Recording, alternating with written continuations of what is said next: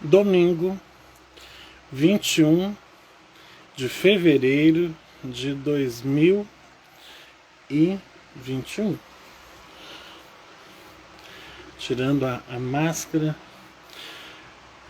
um probleminha técnico, mas já estamos aí. A Beth Pacheco, nossa entrevistada da noite. Nesses dias, infelizmente, a Leander, nossa companheira,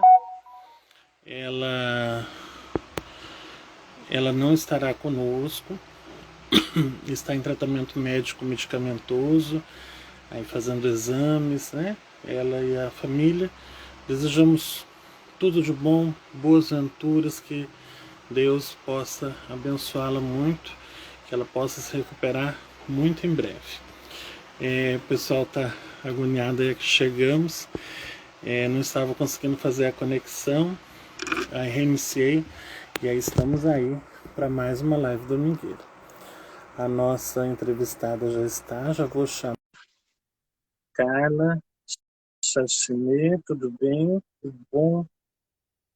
Ana Lúcia, maravilha. Muito calor em Mato Grosso do Sul, meu Deus. Olá! Oi, boa noite. Boa noite. Beth Pacheco, seja bem-vinda na nossa fogueira. É uma honra, desculpa aí o problema técnico, não estava conseguindo Imagina. conectar a internet, mas já estamos aí. Muito calor em Mato Grosso do Sul, e creio que você no Nordeste não deve estar menos calor, Não, mas está bem mais tranquilo hoje, não está muito calor, não. né? Que o céu muito azul e o sol bem presente. Sim. Contadora de histórias, produtora cultural. Como que é essa vida, menina, de alegrar a vida das pessoas, das crianças, dos jovens, dos velhos. Aí nós estamos aí com o pessoal da Bahia, está aí conosco, a Carla Chachimê, São Paulo, maravilha. E a live é tua. Pois Abre esse é. coração e conta suas histórias. Então, hoje sou bem menos produtora cultural, né? Sou bem mais contadora de história, mais professora. A produção cultural, passei muitos anos da minha vida fazendo produção. Hoje, a minha produção ela é bem mais local e bem mais pontual, né? Aqui no Cariri nós realizamos um evento chamado Nas Terras do Cariri, que é um encontro nacional de contadores de histórias, e esse ano vai para a sexta edição, né? É uma mostra que começou aqui na região alguns anos atrás, no ano de 2014, demos uma parada de 2 anos, e aí, nesses 2 anos, a gente viu que era de suma importância que a mostra pudesse acontecer, porque ela fazia conexões extremamente importantes para as pessoas desse lugar e de tantos outros. E a mostra foi nos conectando pessoas, conectando ideias, conectando sentimentos, empatia, foi conectando a vida e atravessando a vida dessas pessoas, porque a gente viu muita gente que começou a contar a história depois desse encontro realizado em 2014. Isso é muito significativo. E se foi significativo para essas pessoas a ponto de dizer, eu quero ser contadora de história, então ela tem uma valia muito grande. Então, por isso, nós sempre estamos aqui empenhados. Eu tenho um grupo de narradores aqui no Cariri, que se chama Narradores Cariri. Somos 7 pessoas que contam história.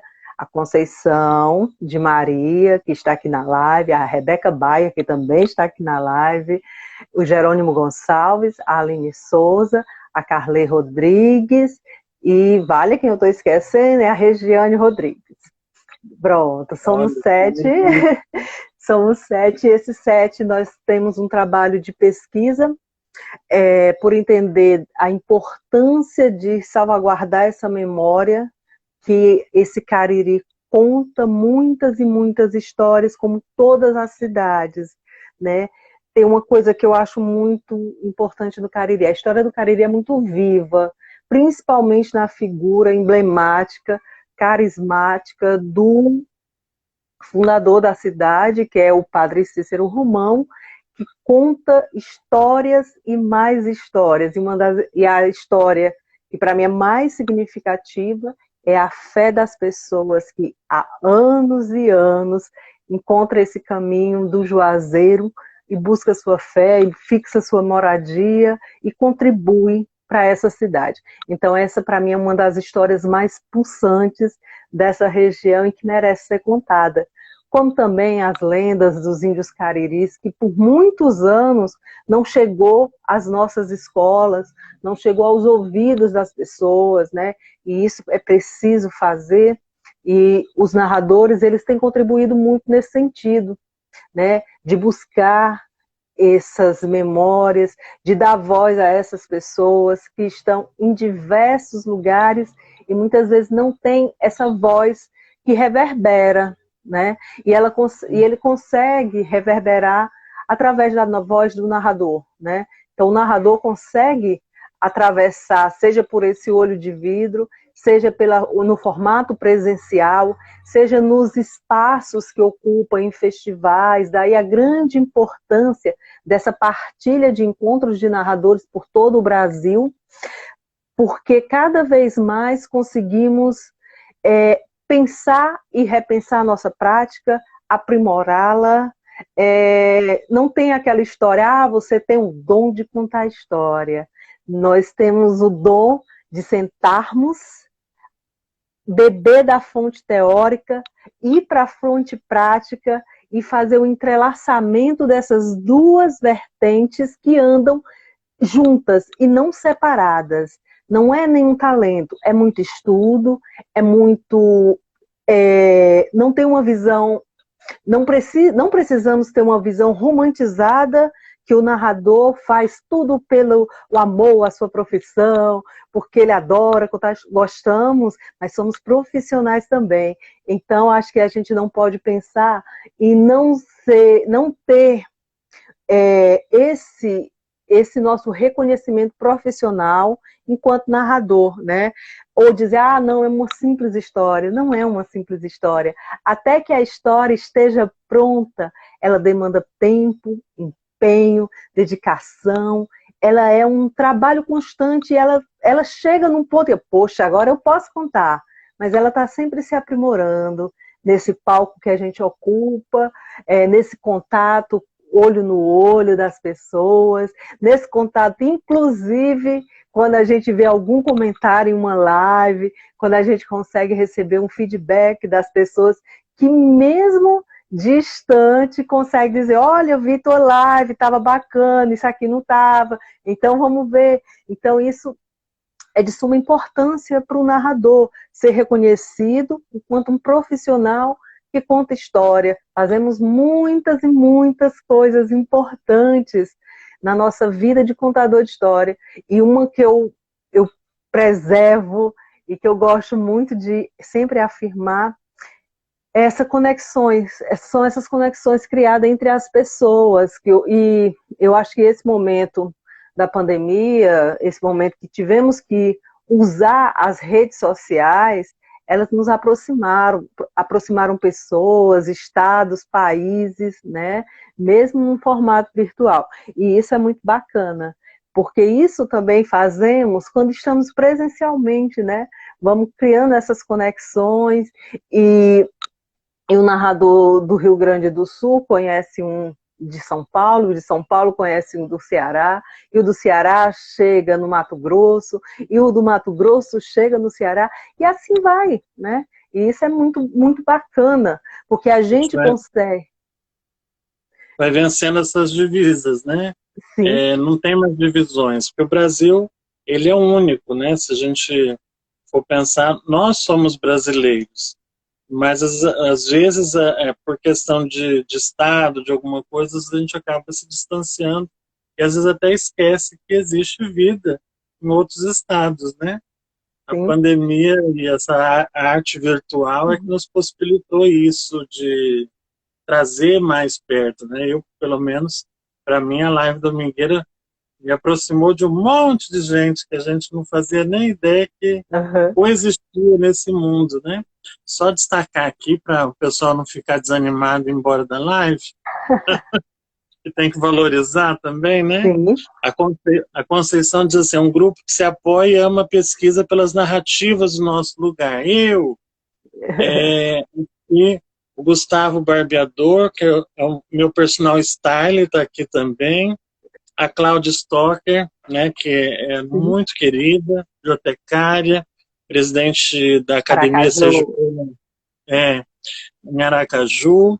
Carla Chachinet dizendo quero ir um ano desse, presencial, aí no encontro do Cariri. Olha, Sim.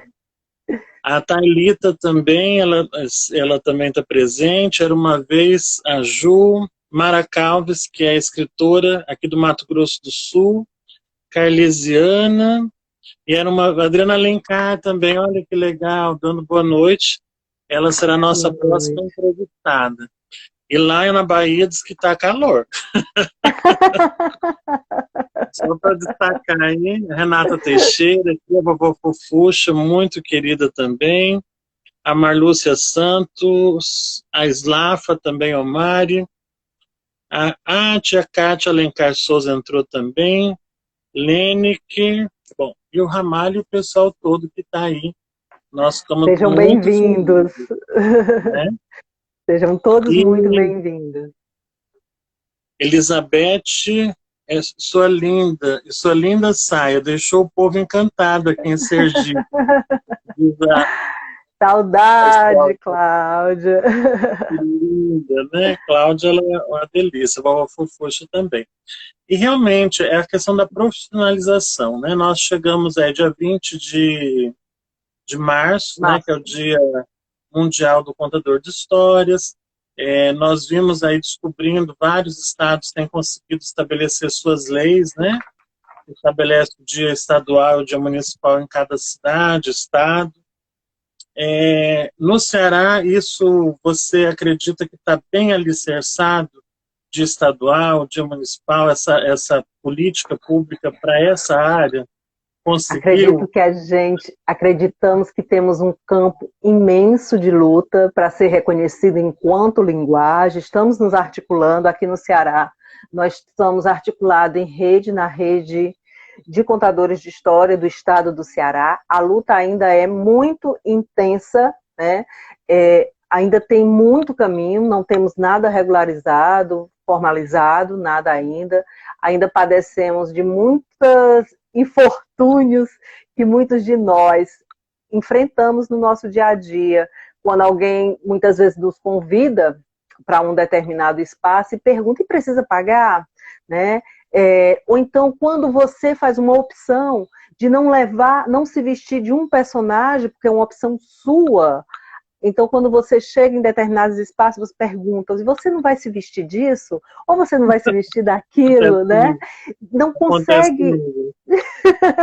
não consegue perceber como a diversidade ela é importante. Usar ou não um personagem é uma escolha de quem Sim. pratica essa arte, mas necessariamente ele não é a regra. Como também não é a regra um narrador contar a história sem nenhuma fantasia, nenhum personagem. São escolhas que fazemos com os nossos narradores. É como escolher o tipo de história. Qual é o tipo de história que eu gosto de contar? Bom, sou narradora que gosto de contar histórias de cunho popular. Gosto de contar as histórias da minha terra, porque me vejo e me identifico com ela. Né? Isso tem uma grande importância. Levar o pouco do que... Aliás, um pouco não. A riqueza que temos na nossa oralidade para outros lugares. E o mais importante, levar essa riqueza para o nosso povo, que muitas vezes desconhece quem foram as pessoas que formaram essa cidade, essa região, desconhece a importância de conhecer a própria história, né? Impossível a gente não respeitar as nossas raízes, não contar as nossas raízes, porque ter esse entendimento da importância do nosso ser, desse chão que nós pisamos, ele é fundamental para que a gente possa alcançar qualquer tipo de voo, em qualquer lugar, porque estamos muito firmes, conscientes desse lugar que narramos, desse lugar que temos pertencimento, né? E nesse lugar em que a palavra, ela consegue atravessar a todas as pessoas, independente da idade, seja criança, adulto, idoso, né? E eu trago isso num exemplo que vivi há uns anos atrás, quando fui fazer um trabalho no ensino médio. E eu tinha uma eletiva, que é tipo uma cadeira, uma matéria que se tem, e eu trabalhava narrativas orais. Eu digo, meu Deus, não vai um aluno se inscrever nessa narrativa. Nem eu estava acreditando que os meninos que vivem conectados da tecnologia pudessem ir. Aí eu levei uma baita surra, porque a minha letiva era a que tinha mais alunos. Era uma turma imensa, que cancelaram não tem mais condição, tem muita gente, tem que ir para as outras. Né? E fiquei muito feliz, porque os meninos conseguiram se conectar com algo que eles não tinham ainda, o hábito de ouvir histórias. E eles foram por curiosidade. Né? E aí eles começaram a levar os trabalhos para casa, de ouvir os seus avós, de ouvir as histórias dos seus pais. E isso foi maravilhoso, porque eles conseguiram trazer para a sala de aula, da sala de aula, e compartilhar com aquela turma e com outras, né? Que a gente acabou fazendo algumas outras conexões, o seu ouvir, que estava agora, que estava muito adormecido ou que não existia, e fora despertado por essa eletiva de narrativas orais. E aí eu gosto muito de dar esse exemplo. Nessa eletiva eu contava muitas histórias de assombração, porque são histórias muito presentes que os meninos adoram, né? E eram recolhas de contos aqui do Cariri, de um livro muito bacana, que gosto muito, do autor chamado Flávio Moraes. Inclusive tem um recorte desse livro publicado pela Rocco, né, que tem 7 contos de arrepiar, se eu não me engano agora. E são contos maravilhosos do Flávio Moraes. E ele tem esses dois livros que eram livros bases para essa eletiva, que é Histórias que eu ouvi contar e Histórias e Exemplos de Assombração. E um dia uma aluna chegou para mim e disse, professora, a senhora sabe quem é a fulana de tal? Eu digo, sei. Professora, ela morre de medo das histórias que a senhora conta. Eu digo, medo? Ela jura que é tudo verdade, professora. E aí pronto, aí eu já fiquei super feliz que eu alcancei o meu objetivo de levar a verdade da história para esses meninos, de modo a fazer com que eles dissem, isso é verdade ou é mentira? O que ela está falando tem algum fundo de verdade? E isso foi maravilhoso, porque as histórias que eles traziam também do mundo do fabuloso, as histórias que eles traziam de assombração, as histórias das próprias histórias de vida dos familiares deles, que eles não conheciam. Então, eu me dei por satisfeita com o resultado obtido. E isso eu acho assim, a gente quando consegue esse impacto, né? No seu caso foi ainda mais fabuloso, porque é um momento técnico, né? Que é uma matéria técnica, lógico, só que você conseguiu produzir essa empatia, esse encantamento, e a matéria, que é o próprio processo nosso do contar, do narrar histórias, que é entrar dentro do outro de alguma forma e mexer lá dentro, né? E fazer esse cutucado, né?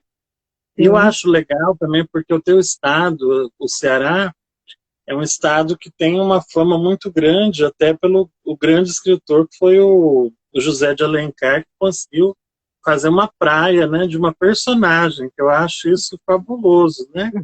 quando um livro consegue interferir na parte geográfica histórica, né? Porque a praia de Iracema aí com aquela estátua imensa de uma personagem que fica viva, né? Ele conseguiu essa personificação. Eu achei, quando eu fui a Fortaleza, na casa onde nasceu e tudo, e o Ceará por si só também eu acho assim, é um redemoinho de escritores, de talentos, né? Que se exporta para o Brasil inteiro.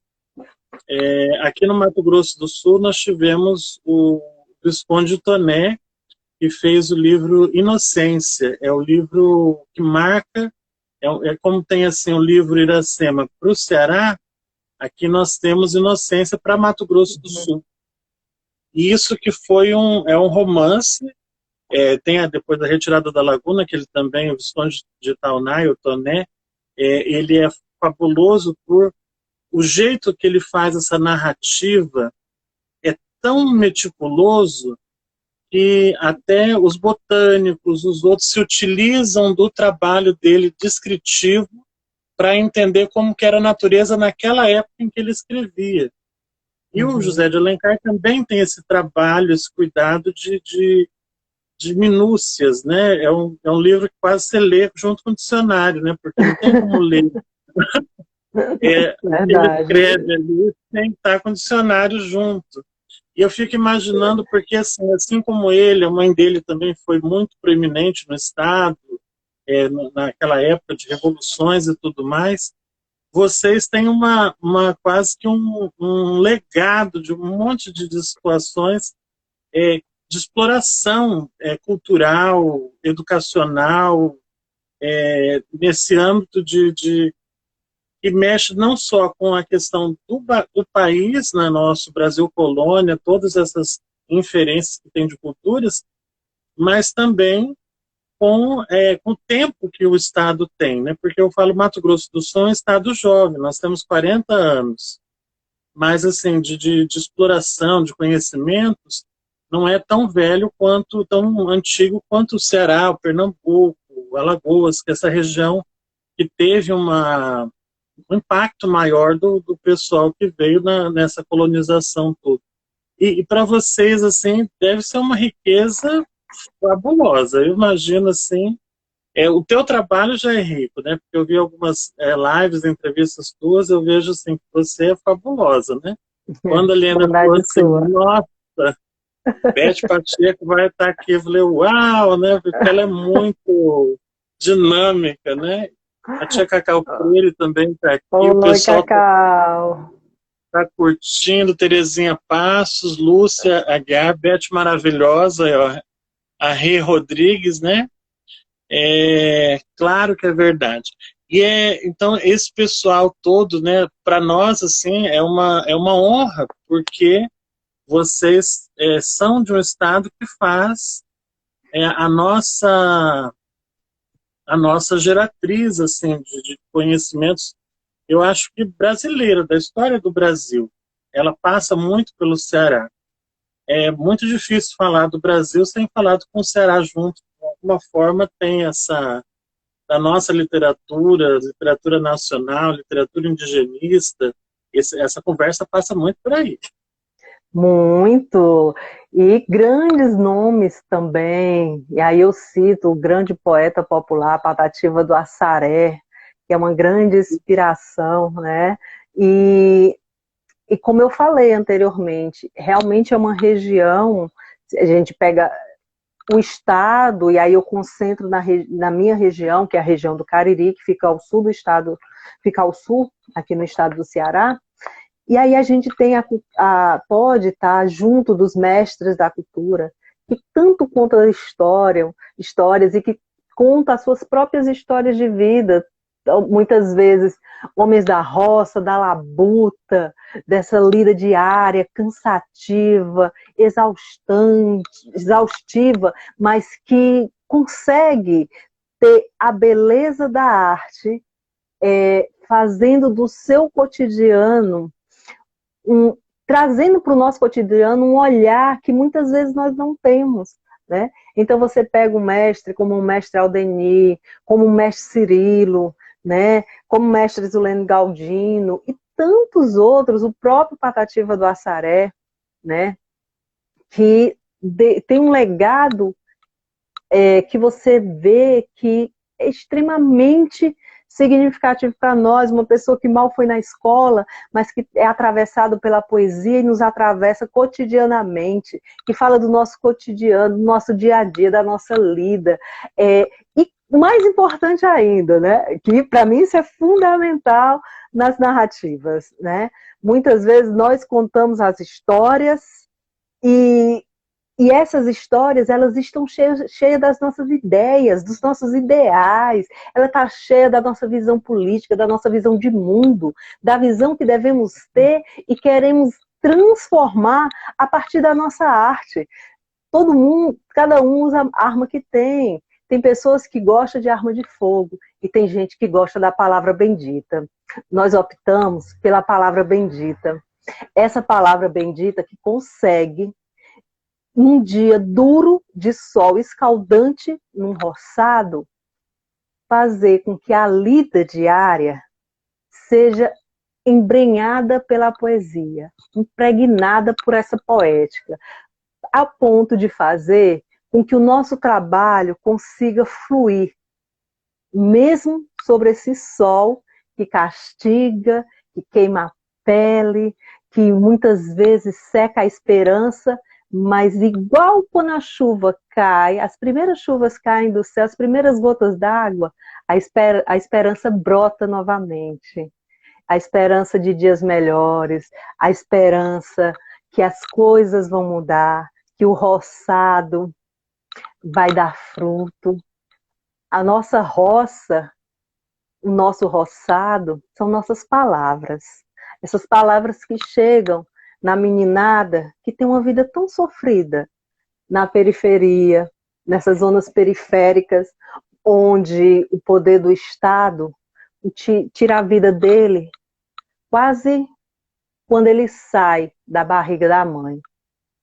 Mas aquela professora que está lá inserida naquela escola, naquele mundo, naquele cotidiano, quando ela consegue levar a sua arte para dentro da sua escola, isso faz uma diferença tremenda na vida dos meninos. Quando eles conseguem perceber que pessoas como ele, da periferia, conseguem ter uma trajetória diferente de vida, conseguem se encantar e se embelezar como as nossas palavras, como personagens. Quando os meninos se sentem representados, quando tem lá na sua sala de aula o Zumbi dos Palmares, quando tem uma Carolina de Jesus, eles conseguem ser representados por essas pessoas. E se essas pessoas conseguem, eu também consigo. E se essas pessoas têm o atrevimento de querer mudar o seu cotidiano, de querer mudar o seu mundo, como tantos homens e mulheres maravilhosas que passam por nossas histórias. É por isso que contamos histórias, para poder levar homens, mulheres e lugares para esses meninos. Até os objetos, porque os objetos eles também contam as suas histórias. Eles contam a história, por exemplo, se você vai, aí eu vou falar da minha região, se você vai no museu não, desculpa, no Memorial Padre Cícero e você se encontra com um canhão que dizem que aconteceu uma guerra em 1914 e esse canhão foi colocado para destruir a cidade que era minúscula e dizem que o padre rezava com os seus fiéis e tinham homens de todos os lugares defendendo aquele lugarejo e dizem que a bala do canhão ela não saiu. E até hoje, pode ir lá, e você vai encontrar lá dentro do canhão a bendita bala. Dizem que foi. Tudo isso pelas benzeduras do Padre Cícero Romão. Isso são as histórias que contam na nossa cidade, que deve ser levada para a nossa sala de aula, que deve a todo instante estar entendida como arte. O que fazemos é a nossa arte, essa arte dessa palavra que invade a vida das pessoas.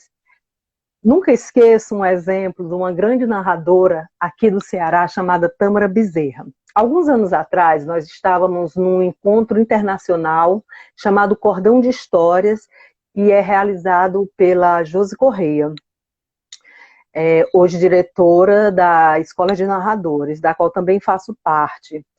E nesse dia, a Gorete Albuquerque, que é uma outra grande narradora aqui do Ceará, contava história numa praça de Fortaleza. E quando ela contava história, algumas pessoas reunidas, paradas, e de repente passa um homem. E a Tâmara estava, enquanto espectadora, ouvindo a Gorete contar a história. Quando o homem vem do trabalho não é trabalho de escritório, não, intelectual, não, é trabalho braçal, que tem que ter coragem, muito sangue nos olhos para realizar. E quando ele vai passando, ele para. E olha para a Gorete Albuquerque contando história. E ele continua lá, até o final. E aí ela fez uma fala que eu achei emocionante. Os encontros de contadores de história são para reunir pessoas e para parar homens que vêm do trabalho de bicicleta. Mesmo com o cansaço, a gente consegue comungar desse mesmo rosário de histórias. Isso, para mim, tem uma potência imensa. Quando a palavra consegue criar imagens em qualquer pessoa, mesmo que ele esteja, muitas vezes, destruído pelo esforço físico do trabalho braçal. Com certeza. E é uma...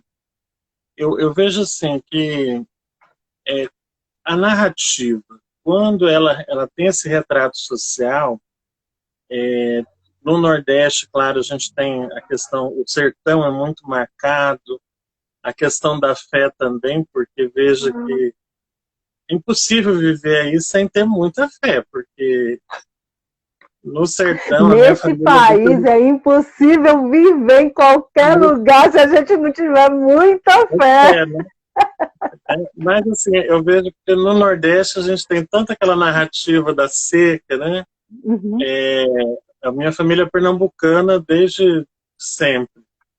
E minha avó foi retirante aí também, porque teve uma grande seca há muitos anos atrás, que a cidade, eu achava interessante quando ela narrava, a cidade morria. Eu nunca imaginei uma cidade morrer. E ela falou assim, ó, a gente era de Exu e depois teve Nova Exu. A Nova Exu foi a migração de um município inteiro atrás de um outro espaço. Então tem a velha Exu e a nova Exu. Eu falei assim, mas como que é isso, vó? Mas as cidades morrem, porque não tem água, não tem recurso, não tem... Morre tudo, você tem que retirar. Tem que sair dali, tem que deixar a sua casa, deixar a sua terra e ir à frente. E é muito doloroso, né? E alguns deles até vieram para o Mato Grosso do Sul e a saudade do sertão é tão grande que eles voltaram. Aí falaram assim, mas voltou para a falta d'água, voltou para a dificuldade, mas é a terra dele, né? Então, esse carinho pela terra. Mas eu vejo que não é só, não é uma questão do sertanejo, da pessoa que mora no sertão. É de qualquer um, porque quando você vai vendo que o Jorge Amado fala Os Meninos de Areia, né? Quando ele faz as outras narrativas, a própria, essa autora que você citou, que ela fala da vida na periferia, ela era empregada doméstica, esqueci o nome agora, mas Carolina ela de falou, Jesus. a Carolina de Jesus. Quando ela faz aquela narrativa no ônibus e aquela pureza, tudo dali, todos nós temos as nossas características no lugar onde nós estamos situados. E o narrador, ele tem esse poder na hora dessa narrativa, claro que quando você se identifica com aquele sentimento daquele personagem que você está ali colocando, não tem para onde, porque eu vejo assim, o cearense sai do Ceará, mas o Ceará não sai do cearense. Porque a minha babá pequena, então, quando eu era pequeno, ela tinha a imagem Padre Cícero do Juazeiro, e a velhinha estava sempre ali, porque ela veio do Ceará. A Sim, fé sim. estava ali, né? Uma vez por ano eles viajam até Juazeiro do Norte para quê? Para poder fazer o seu ato de fé.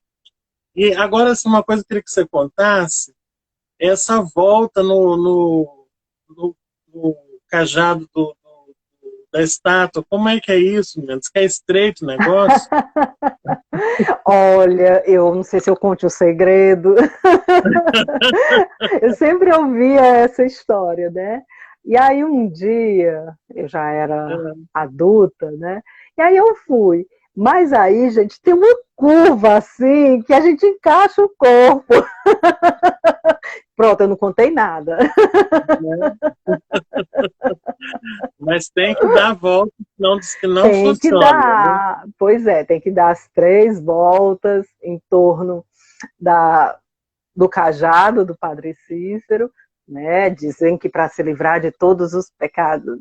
Então, eu falei assim, porque tem. Aí tem gente que sai daqui do Mato Grosso do Sul só para ir para dar as voltas aí, não tem mal empregado. Mas Porque entendeu? Que é característica, né? E não tem sim, como. A pessoa não sai de dentro. É da pessoa.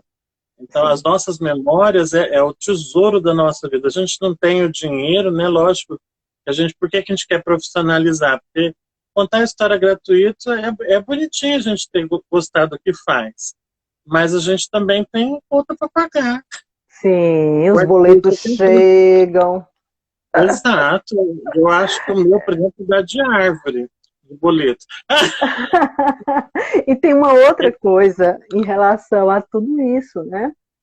Existe um grande investimento dos narradores, né? Quem conta história, ele investe em sua profissão como qualquer pessoa investe na sua profissão. Tem uma coisa que eu acho muito bacana, que eu sempre gosto de citar. Aqui perto do Cariri tem uma cidade chamada Iguatu. E lá tem uma narradora, ela é contratada na carteira de trabalho dela como contadora de história. Há alguns anos atrás, entre 2013 e 2014, houve um concurso na cidade de Iguatu para contador de história. Então, eu acho massa que na carteira de trabalho dela tá lá, contadora de histórias, né? Acho isso um grande avanço em Porque é relação a uma muitos outros profissão, né? lugares. Sim, E é uma profissão, porque você vê, são livros que você adquire, sim, são pesquisas, porque você fica ali pesquisando. A Ana Lúcia, né, tô falando de São Paulo, precisamos comer, gente, né? Camila sim, Fernandes, e é realmente, porque é uma profissão e tem técnica, você vai elaborando essas técnicas, né? Cada, cada público tem um direcionamento e nós temos que pensar isso. Eu acho legal também, eu não sei se aí acontece, já a narrativa para o grupo empresarial. Se você já chegou a participar, assim, foi contratada para fazer em semana prevenção de acidentes em CIPAT, contação de história para empreendedorismo, para, sei lá, aqueles grupos, né, que tem de você sim, merchan, de venda e sim. tal. Alguns anos atrás, hoje em dia, não, nunca mais fui chamado para esses espaços, mas já estive, sim. Mas tem também outra questão de identificação. Qual é o espaço que você gosta de contar, né? Hum, Não digo sim. que se tiver essa oportunidade, a gente não sustenta nas onças para ir, não sustenta nos boletos e vai. Mas para mim não é o lugar que eu gosto de narrar. O lugar que eu gosto de narrar é outro, tem um outro entendimento. É claro que eu vou para a empresa contar a história. Claro, é uma profissão, precisamos pagar nossas contas, investimos Exato. nessa profissão e um investimento nessa profissão, ele precisa dar um retorno, né? Então, claro que a gente vai, porque também tem isso, a gente conta histórias em diversos lugares, mas nem todos os lugares é o lugar que você mais gosta de contar história. Eu gosto de contar história lá na periferia, para os meninos de lá. Lá é o meu lugar, lá é o meu entendimento. Eu adoro contar história nos centros culturais, que os meninos aprenderam a ir para o centro cultural, coisa que ele nunca tinha feito, porque os lugares o intimidavam. E o centro cultural, ele abriu as portas para esses meninos, e os meninos se entendem pertencente àquele lugar. E aí eles vão a cada sábado. Adoro ir para esses espaços, onde tem esse público que eu gosto de falar. Quando eu preciso ir para um espaço como uma festa de aniversário, que a gente concorre com o pula-pula, com o homem do carrinho de picolé, o sorvete, o algodão doce, e a gritaria, e a euforia, e mãe que chega, menino que sai, a gente vai, sustenta das onças e vai profissionalmente. Mas não é um lugar que só, poxa vida, esse é o lugar que eu mais gosto de contar histórias, né? Tem isso também, porque muitas vezes se cria um romantismo imenso com o narrador de história, que é aquela pessoa extremamente amorosa e que tem uma voz muito delicada, e aí você assume algo que nem é seu. Porque você tem uma forma de falar, você tem uma forma de se expressar, de se colocar, que não precisa ser infantilóide para alcançar as crianças. O que a gente precisa é ter respeito com cada idade e saber realmente qual o direcionamento que eu tenho. O que é que eu conto para os meninos do ensino fundamental? O que é que eu conto para os meninos do ensino médio? O que é que eu conto para os idosos, né? O que é que eu conto para os bebês? Tudo isso tem um diferencial. Cada um é um público muito específico. E esse público muito específico precisa ter esse olhar do narrador. E esse olhar do narrador, sensível e técnico ao mesmo tempo, ele é um olhar de alguém que se dedica a estudar a arte da narrativa. E estudar a arte da narrativa dá trabalho, porque ele é um trabalho também, né? Ele é o seu trabalho e ele precisa ser valorizado enquanto seu trabalho, né? E daí a importância de nos apoiarmos em rede, daí a importância de estarmos articulados, né? E cobrar realmente do poder público políticas públicas para o narrador, né? Aqui, no momento, na região, passamos um tempo, na minha cidade, Juazeiro do Norte, sem ter Secretaria de Cultura. A Secretaria de Cultura foi fechada. A Secretaria de Cultura de Iguatu acabou de ser fechada, integrada a uma pasta da educação, né? E isso é muito triste, quando o próprio Ministério da Cultura do nosso país, gente, cadê, né? Então, tudo isso é necessário estarmos conversando, é necessário estarmos junto das instituições em mesas de negociações com eles, para dizer, olha, o que é que você tem dinheiro público aqui na sua empresa, que é privada, então você também tem que saber qual é a demanda dos contadores de histórias. Daí a gente precisa se articular para estar nessas mesas. Olha, o que nós queríamos era isso, isso, isso. O que é que temos para esse ano? O que é disponível, né? Uma vez que aqui tem dinheiro público, né? Então a gente precisa realmente pensar, se articular e ter propriedade para falar desses assuntos, para exigir políticas públicas. E ainda temos um grande, não sei se é aí, mas aqui no Ceará, nós não somos ainda nem entendidos como linguagem. Nós estamos nos editais, junto com a literatura, junto com a cultura popular. Claro, a gente está ali mesmo, né? Nós conseguimos estar nesses outros braços, mas precisamos ser entendidos enquanto linguagem. Precisamos chegar num espaço e não ter o pior lugar para o contador de história, não. Precisamos de um lugar bacana, um lugar decente para se apresentar, um equipamento que faz todo um diferencial quando a gente está numa apresentação. Tem coisa mais incômoda que você estar numa apresentação e o microfone sem funcionar? Tem, né? Então a gente precisa realmente estar nesses espaços, ocupar esses espaços, daí a importância de ter uma cadeira no Conselho de Cultura, de se entender parte desse processo. Senão, a gente vai ser sempre aquela pessoinha que conta uma historinha, tudo num diminutinho. Isso mesmo. A gente tem que ser ator principal, né? Sem sombra de dúvida. O homem do chapéu tá aí, ó. Boa noite, pessoal. A tia Cacau, gostando dessa live. Mas é justamente porque eu vejo assim, lógico, a minha grande curiosidade, né? A Ana Lúcia, a internet dela tá caindo, tá quase chorando ali, ela queria estar vendo. Do Isso chapéu, mesmo, dignidade. dignidade. Dignidade, mas é isso, porque se o músico ele precisa do som, ele precisa do microfone, ele precisa de uma estrutura, o contador de história não é diferente. Mas eu vejo que, às vezes, né, é uma grande luta. Eu moro em Dourados, Mato Grosso do Sul.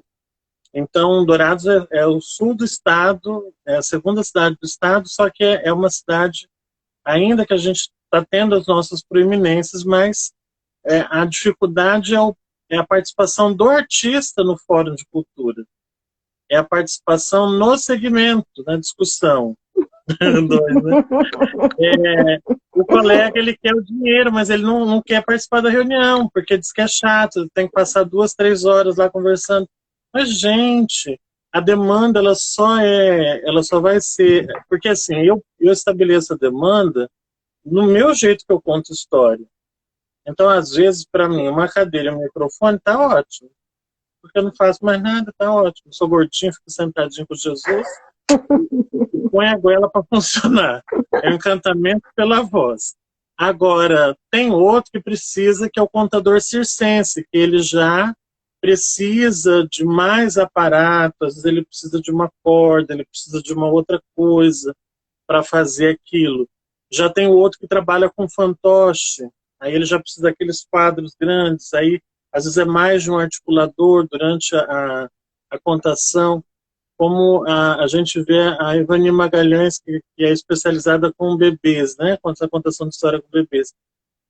Precisa uma cadeira menor, às vezes um tapete, porque as crianças vão ter que ficar em volta, tem que ter aquela saia compridona, que é a saia que a mulher veste lá para fazer aquela contação e os bebês ficam sentados nessa saia ou faz a roda, gira. Então, cada um tem que trazer, porque é a sua especificidade, porque nós não contamos história do mesmo jeito. Não. Nós somos narradores, mas cada um desenvolve uma técnica ou absorve um jeito, porque tem também, é lógico, a questão talento, mas tem a questão técnica, a questão estudo, a questão outras questões. Mesmo músico. Por exemplo, o Homem do Chapéu, é necessário uma estrutura adequada.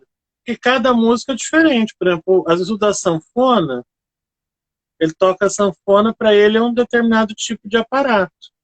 Quem trabalha com bateria já é outro. Quem é vocalista já é outro. E o som e a iluminação? Você precisa de iluminação para contar? Não. Mas ninguém pensa nisso, né? Porque, por exemplo, se for num teatro, às vezes você precisa de uma iluminação específica. Se você anda, aí já tem que ter a luzinha que acompanha você. Aí já precisa de mais uma pessoa para ficar te orientando ali. E às vezes não se coloca isso nos projetos, e nem na necessidade. E aí, quando vem o dinheiro, não tem previsão para isso. E você, às vezes, tem que tirar do seu bolso para você fazer. Se você vai fazer numa praça, igual você falou, praça você tem uma competitividade, o som tem que ser potente. Porque praça, contar a história, narrar na praça não é fácil. Aqui nós temos praça que passa ônibus toda hora em volta dela, menina. Tem a igreja tocando sino, tem fiel entrando, tem feira de um lado, tem comércio do outro. É no Cariri. E o Cariri, então, né? Imagina. Eu amo do chapéu. Sou contador de história e cobro isso.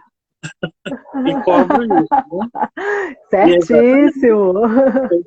Tem que ter potência. Mas e a gente precisa levar isso para as nossas discussões, né? A gente fica muito o encantamento, maravilha, mas precisamos discutir isso numericamente, qual é o impacto do nosso trabalho para as crianças, monetariamente, claro, né? Precisamos levar essas discussões a todos os espaços. Muitas vezes também nós caímos no erro, isso ao meu ver, quem está dizendo sou eu, Elizabeth Pacheco, de achar que o único momento que a gente tem que estarmos juntos é para fruição, é para contar Não. nossas histórias, e não precisamos estar juntos estudando, precisamos estar juntos pensando políticas públicas, precisamos estar juntos cobrando o poder público, né, para essas políticas, sendo munido das leis e levando e discutindo, e não é um único grupo que vai decidir por nós como vai ser o nosso trabalho. Isso precisa ser uma discussão a nível nacional, porque cada estado ele tem sua especificidade, cada narrador tem sua especificidade. Nós não podemos pegar uma única opinião e lançar para o Brasil todo. Não, de forma alguma. Isso precisa estar num fórum de discussão, precisamos debater tudo isso, né? E realmente sair desse nossa zona de conforto, de dizer, não, hoje nós vamos contar a história, vamos fazer uma fogueira em volta do fogo, vamos contar a história. Maravilha todos esses momentos, mas também precisamos ser muito conscientes e sabermos que essa é a nossa profissão. E essa nossa profissão, ela precisa ser valorizada e precisamos que isso esteja bem claro para as pessoas, para que quando eu chegue numa instituição, eu não tenha o pior cachê.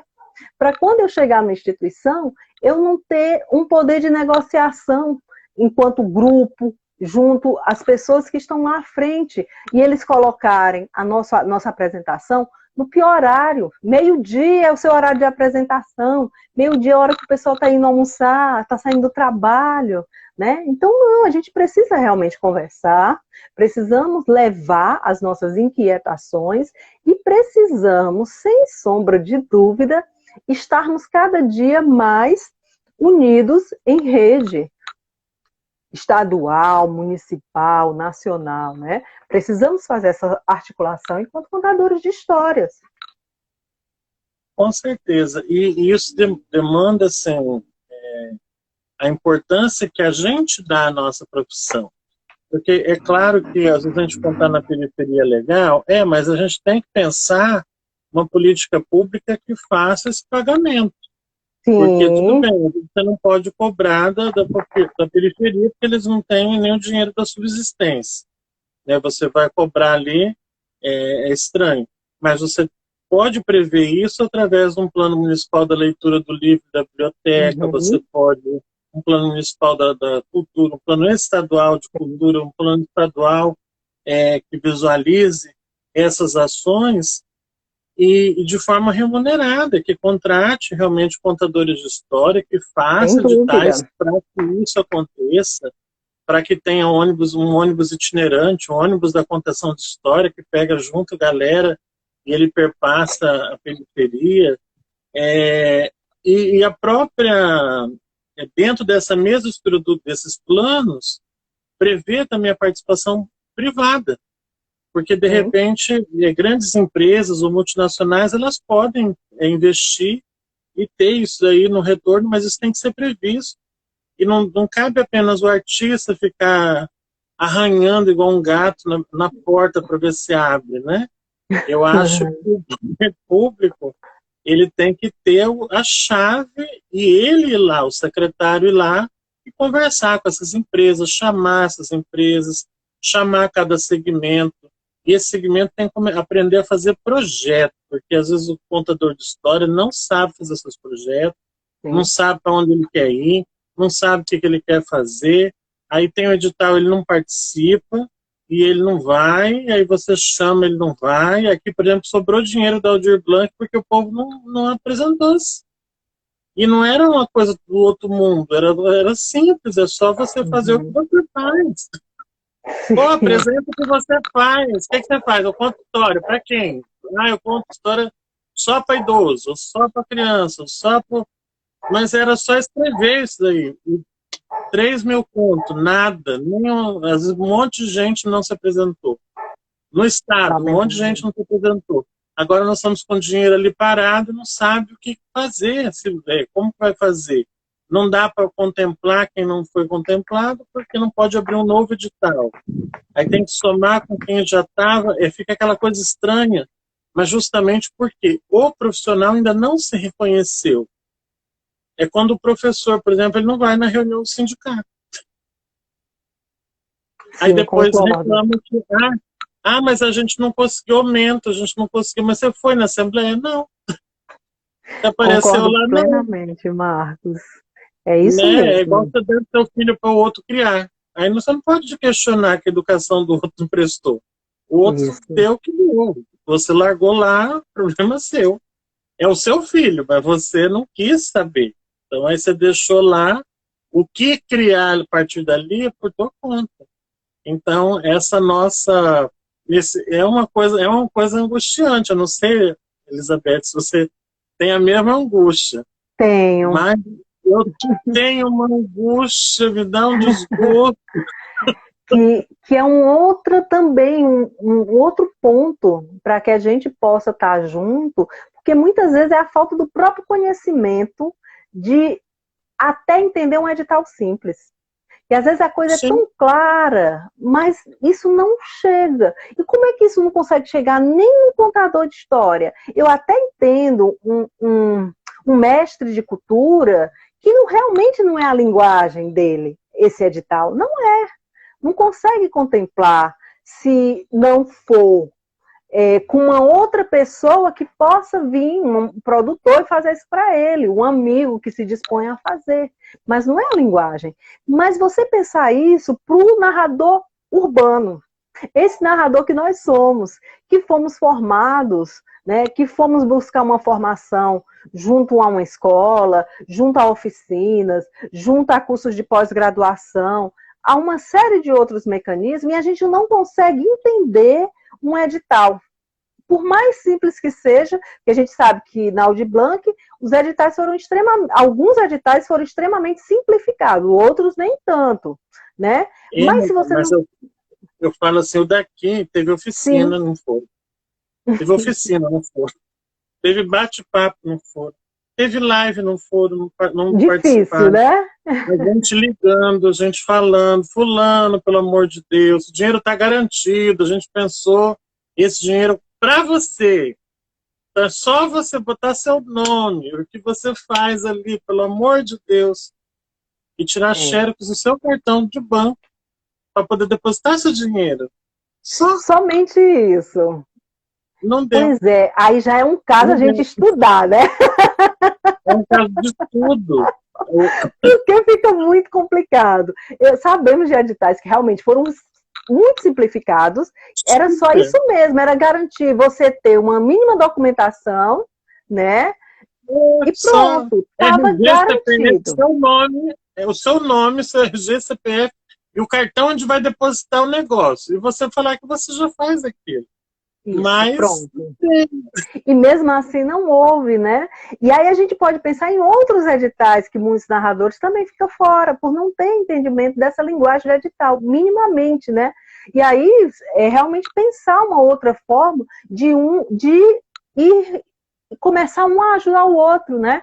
Em que sentido? Sei lá, aí é como você colocou, teve live explicando, teve isso, teve aquilo outro, e não participou. Aí a gente fez toda a nossa parte, então sinto muito, aí bota embaixo dos papéis, embaixo do braço e vai para casa. né, Porque falou assim, realmente é olha, difícil. é difícil, porque algumas cidades nem abriu o edital. Eles devolveram o dinheiro sem Aqui nem também. conversar com a classe, entendeu? Nem tchum, né? Só que aí a gente tentava falar com o colega, fulano, você mora na sua cidade aí, fala com esse prefeito, pelo amor de Deus, tenta ver, porque o dinheiro está aí, se não for usado para isso, devolve. Que, minha filha, nada. E aí alguns até a gente conseguiu que a pessoa participasse no edital do Estado, do Sim. interior participou no Estado, que sobrou dinheiro. Você imagina um estado como o nosso, Mato Grosso do Sul, que é imenso, que tem muitos municípios, e sobrou dinheiro estadual, o contador de Aqui também. história. Sim. Sobrou dinheiro. A gente não pode É... deixar sobrar dinheiro. E Mas pela assim, primeira vez tivemos dinheiro, né? não é. E aí eu falei assim, meu pai, que difícil. Mas é muito, o dinheiro voltou em muitas cidades aqui da Bahia, o Homem de Chapéu, né? O Beto, estou agradecendo o Beto que está aí também. E nós somos igual o programa do Jô Soares. Nossa conversa tá ótima, mas deu 1 hora, aí a gente tá querendo. Sim, sim, pois vamos lá. A Beth Pacheco não fala nada, menino. O Marcos Não, Coelho não fala nada. ela É o é super Ceará carência e de o Mato Grosso fala. do Sul aqui não fala nada um com o outro, só debate, só. A história de Trancoso, que minha avó falava, sabe? Não acabava nunca. Só para concluir a anedota, eu não sei se você conhece essa. Diz que 2 mulheres foram presas com 18 anos. Esse negócio de conversar muito, né? Elas foram presas com 18, aí 20 anos depois elas foram soltas. Então ficaram na mesma cela, de 20 anos. Aí quando estavam saindo, aí uma olhou para a outra e falou assim: ai, amiga, à tarde eu passo lá na tua casa, eu até vou levar um bolo. Ela falou assim: ah, eu faço o chá, você passa mesmo. Porque a gente tem que terminar aquele assunto. Elas passaram 20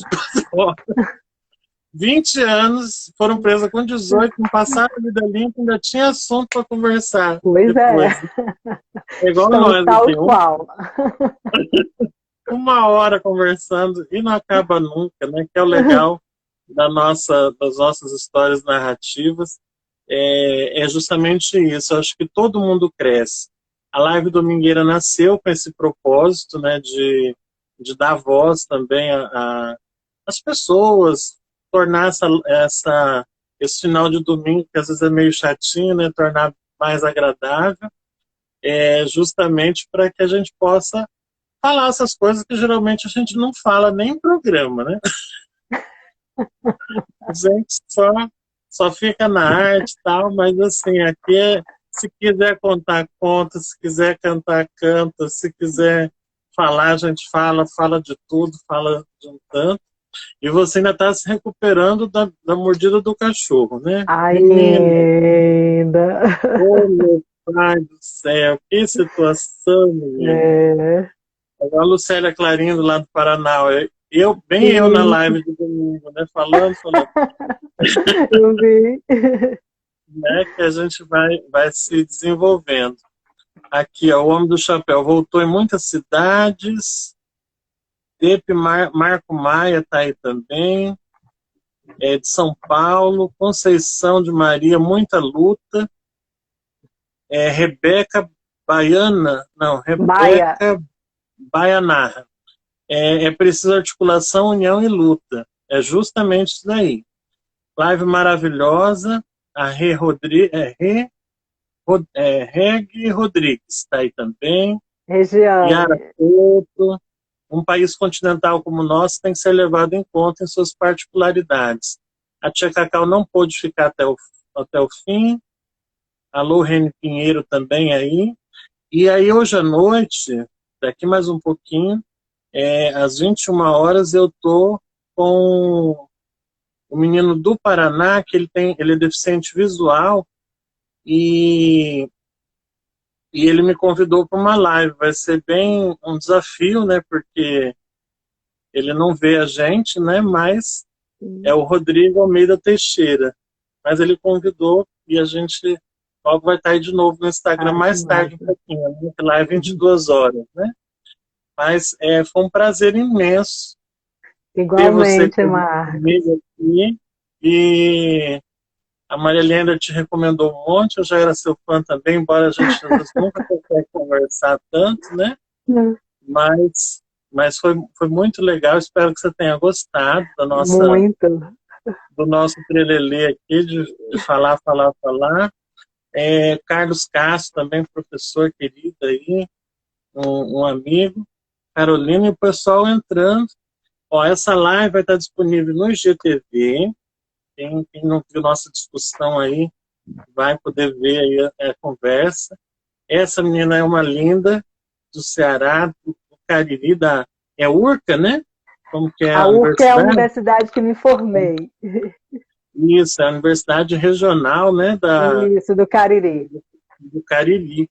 E ela tem um trabalho, ó, vale a pena curtir lá o Face dela, Beth Pacheco, né? Beth Pacheco 1.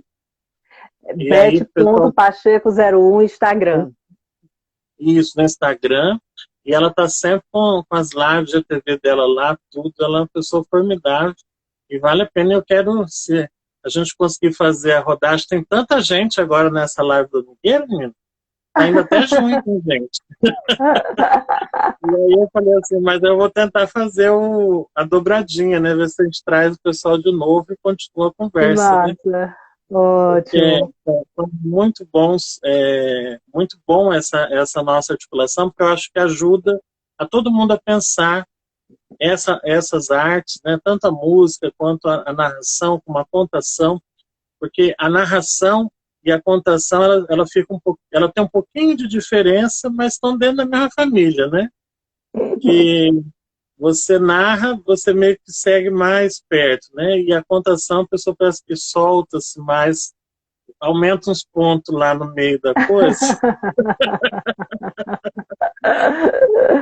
Antônio Pinheiro, vou assistir do início, muito massa essa live, parabéns. Lorene, boa noite, Lorene. Tem muita gente legal, e olha, parabéns para toda a sua equipe que trabalha contigo aí no Cariri, que faz acontecer nesse Juazeiro do Norte, e quem sabe a gente não vai dar as 3 voltas no Cajado. Em breve, né? E conhecer esse canhão, como diz a Carla Chachinet, né? Eu quero ir aí totalmente nesse evento que vocês têm aqui. E é um evento lindo. Se quiserem ver mais um pouco, vão lá no nosso site www.nasterrasdocariri.com. Lá vai ter muita coisa desse último festival e dos outros também. Olha que bacana. Aí a Lorene Pinheiro, beijo, Beth. Beijo, Lorene. Nosso beijo, nosso carinho aqui do Mato Grosso do Sul, direto do Ceará. Que vocês sejam muito bem-aventurados, que Deus livre a gente do Covid, passe logo esse negócio para adiante, para longe, né? Para as águas do Mar Sagrado. Para as águas do Mar Sagrado, para se livrar dos pacientes. Nosso padrinho Cícero de jeito lá com Jesus, para uma prosa bacana lá, uma narrativa boa, para tirar esse negócio, esse mau jeito aqui para nós. É muito duro, Deus me livre. Pronto, vou ficar devendo a história. Mas a gente vamos voltar nisso daí depois, né? Na próxima vez a gente faz essa contação. O importante é que nosso público, todo mundo aí deu sinal positivo que gostou dessa nossa prosa. Que ótimo. Pois é isso, Marcos. Muito obrigada. Também, viu? Obrigada. Gratidão. Excelente semana, foi um prazer conhecer você, Beth. Agora, principalmente, quem sabe um dia pessoalmente. Pois é. Tchau, tchau. Um abraço, tchau. Tchau.